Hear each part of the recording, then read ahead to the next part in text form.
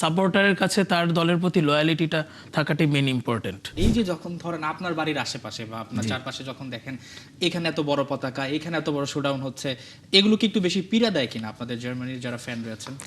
না, এটা আসলে ব্যক্তিগতভাবে আমাদেরকে খুব একটা পীড়া দেয় না, কারণ আমরা একটা গ্রুপ অলরেডি নিজেরা আর কি রান করি এবং এটা আমাদের পূর্বে একটা নন প্রফিট অর্গানাইজেশন। আমি জানি না আপনারা সেটা তো অনেকে সোশ্যাল জানে না। মিডিয়া, বাট আমি বলছিলাম যে মাঠ পর্যায়ে আপনি নিশ্চয়ই দেখবেন যে প্রত্যেকটা জেলায় জেলায় এখন শোডাউন হচ্ছে। আগে জার্মানির যেটা হতো বড় বড় পতাকা, সেটা কমে আসছে, একটু আফসোস হয় এই ব্যাপারগুলো দেখে?